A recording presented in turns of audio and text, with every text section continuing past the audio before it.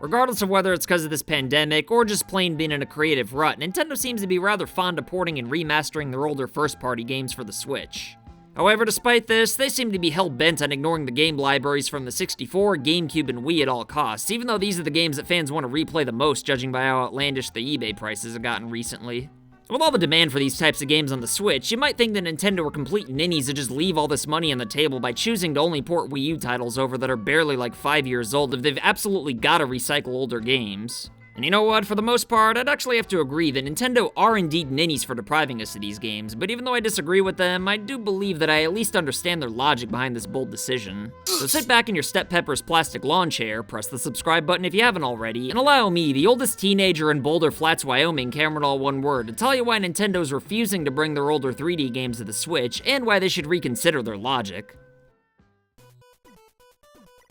Alright, right off the bat, let me make it abundantly clear that new first-party games should always be the priority on the Switch, and that this video has nothing to do with port begging or anything like that. All I'm saying is that if Nintendo's gotta bring older 3D games over to the Switch, then I think it's a little bit silly to only bring them over from the Wii U, because even though I do think that those games deserve a second chance at life, it would still be a nice change in pace to at least get a few 3D classic games from Nintendo that date a little further back than the Wii U. And if you don't believe that Nintendo's consciously avoiding bringing all their older 3D games from the 64, Gamecube, and Wii over to the Switch, then tell me why on earth they'd re-release the original Luigi's Mansion on the 3DS in 2017 where games went to die, while not releasing it on the Switch as well. I mean, I know it would have taken a little more effort than copy and pasting the game over to the Switch, seeing as how it'd have to be in HD and all that, but with other 3DS titles being ported over, I don't believe for a second that Nintendo couldn't have done it given how much money a game like Luigi's Mansion would have sold on the Switch in its first or second year, especially since it had been the perfect appetizer to get people ready for the third game, or frig, even with how well it'd sell right now during the Switch's current drought that may or may not be related to that dang PBR virus.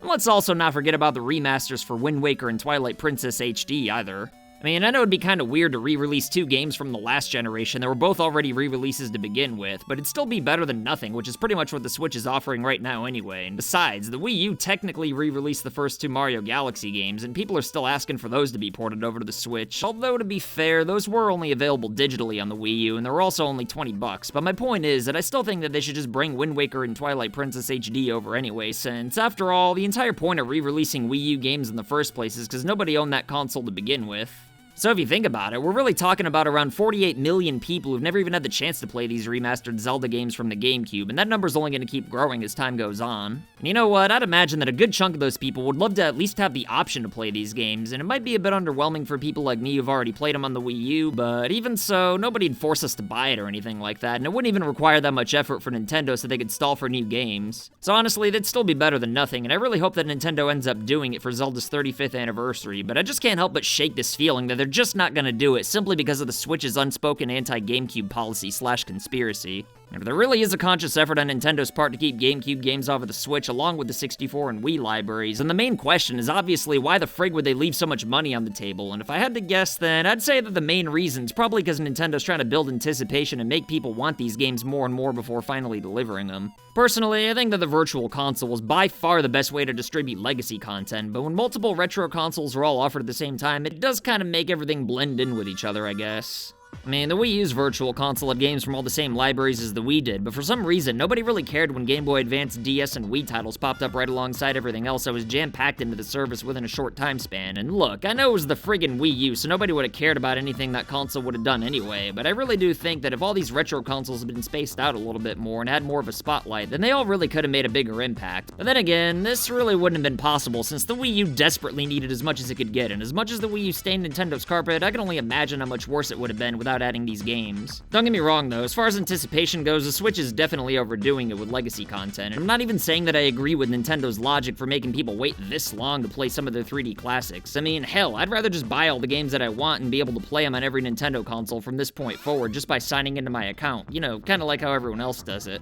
Cause that way I wouldn't be hesitant to buy the same game for like the 5th time, and Nintendo could just focus on new games from this point forward. But if the above-average-sized den really does insist on doing the Netflix-style service, then, I don't know, whatever, I guess. But there's just plain no excuse for taking almost 2 friggin' years just to get NES games up. I mean, we all know that Nintendo's got no idea how the internet works, but there's no way in HE single hockey stick that the subscription service took them so damn long to figure out. And even if it did, there should have been no reason to make us wait a whole nother year for Super Nintendo games after such a long initial delay for NES games. I'm sure we're probably gonna get more libraries added to the service at some point, and seeing as how Nintendo seems hell-bent on keeping 64, GameCube, and Wii games off of the Switch, I think we could assume that there's a pretty good chance that they're at least being considered for the service at some point, even if it's not until Nintendo's next console. However, given how much more complicated these games are to emulate than NES and Super Nintendo titles, I just don't see Nintendo pretty much giving them all away for free, since the retro games are really just the ransom that we've got to pay to play Smash and Mario Kart online. So with that being said, I'd say that it'd probably make way more sense to just remaster and re-release the more complex 3D games and keep updating the subscription service with the more simplistic Game Boy, Game Boy Color, and Game Boy Advance libraries that don't really need to be remastered at all.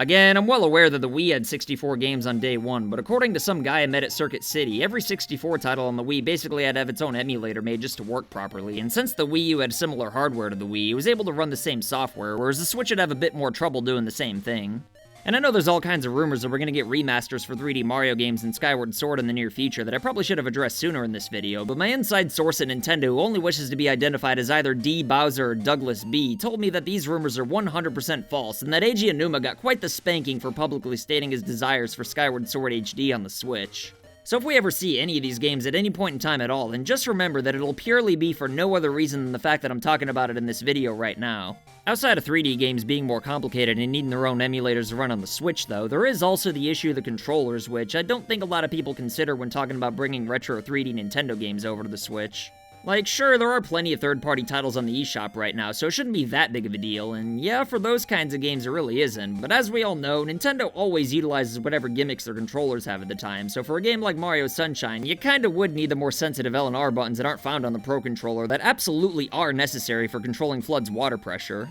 I mean, I suppose you could just play GameCube games using the GameCube adapter that was specifically made for Smash Ultimate, but even then, it's still one more hurdle that'd have to be dealt with. Plus, there's also the issue of all the Wii games that use pointer controls. Like, yeah, the Joy-Cons have gyro controls, which could probably be recalibrated for something like Skyward Sword since it used similar technology with the Wii Motion Plus, but I'd imagine that anything with actual pointer controls would require a little bit more effort to be reworked for the Joy-Cons. To be honest, I still haven't seen how well the optional pointer/gyro controls work in Pikmin 3 Deluxe, but even beyond that, trying to figure out how to make these kinds of games work with the Switch Lite would just plain suck. I mean, just imagine trying to play all those on-rail shooters without pointer controls. It'd kinda suck if you ask me. But if we don't get these games on the Switch during the rainy days of the pandemic though, then I'm sure that we're gonna see them on whatever Nintendo's next console ends up being, since all this extra bought time would probably only make it easier and cheaper for Nintendo to emulate to where it's worth the effort for them to do so. So basically, even though I would have just stuck with the Virtual Console and allow for games to be playable on every Nintendo console from this generation forward, I'd imagine that Nintendo probably just thinks it's a better idea to hold off on the 64, GameCube, and Wii libraries for all the reasons I mentioned.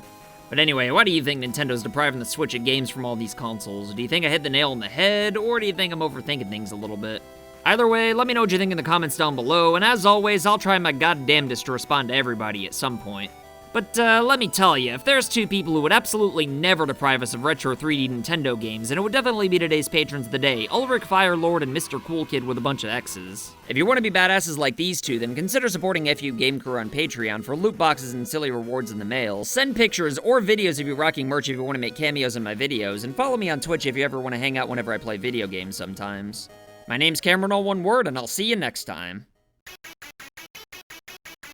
So I want to say thank you to your loyalty, thank you for your support.